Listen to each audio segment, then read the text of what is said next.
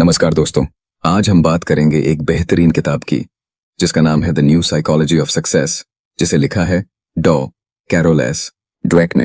ये किताब हमें बताती है कि सफलता सिर्फ टैलेंट या किस्मत से नहीं मिलती, बल्कि हमारी सोच यानी हमारी मानसिकता से मिलती है। तो चलिए शुरू करते हैं इस किताब की एक दिलचस्प यात्रा। भाग 8, मानसिकता क्या होती है। डॉ ड्वेक कहती हैं कि दो तरह की मानसिकता होती है।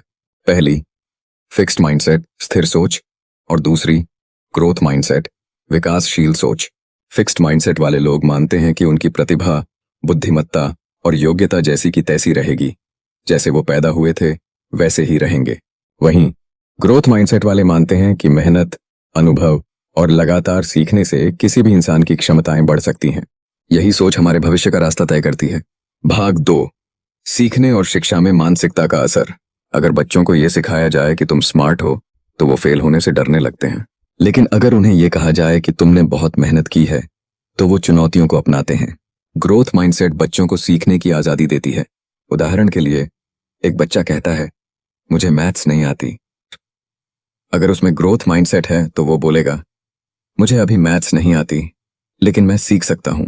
भाग 3, खेल और करियर में मानसिकता।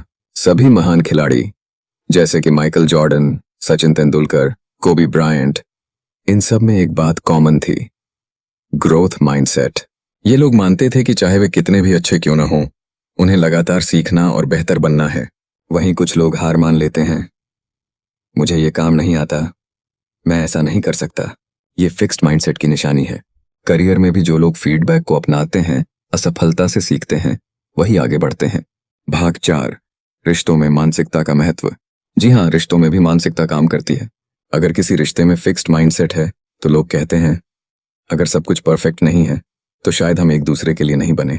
लेकिन अगर ग्रोथ माइंडसेट हो तो लोग कहते हैं हम साथ मिलकर मुश्किलें सुलझा सकते हैं। रिश्तों में सुधार और समझदारी वहीं आती है जहां लोग सीखना और बदलना चाहते हैं। भाग 5, एक सच्ची कहानी।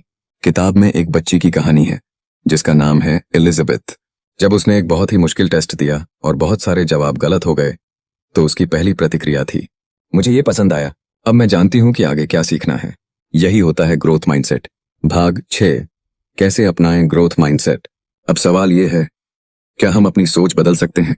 हाँ, बिल्कुल। और ये रहे कुछ आसान तरीके। 8, सीखने को अपना लक्ष्य बनाइए, सिर्फ रिजल्ट को नहीं। 2, अगर कोई काम अभी नहीं आ रहा तो सोचिए अभी नहीं आया, लेकिन मैं सीख सकता हूं। 3, चुनौतियों से मत डरिए, उनसे भागिए नहीं। 4, फीडबैक को खुले दिल से स्वीकार कीजिए। 5, दूसरों की सफलता से प्रेरणा लीजिए, जलन नहीं। हर बार जब आप कहें मैं ये नहीं कर सकता तो खुद से पूछिए मैं अभी ये क्यों नहीं कर सकता, फिर क्या मैं इसे सीख सकता हूं। अंतिम विचार, निष्कर्ष। तो दोस्तों, the new psychology of success हमें सिखाती है कि हमारी सोच ही हमारी कहानी बनाती है। अगर आप मानते हैं कि आप बदल सकते हैं तो आप वाकई में बदल सकते हैं। फिक्स्ड माइंडसेट आपको रोकती है, ग्रोथ माइंडसेट आपको उड़ान देती है। तो क्यों ना आज से, अभी से ग्रोथ माइंडसेट को अपनाया जाए। धन्यवाद।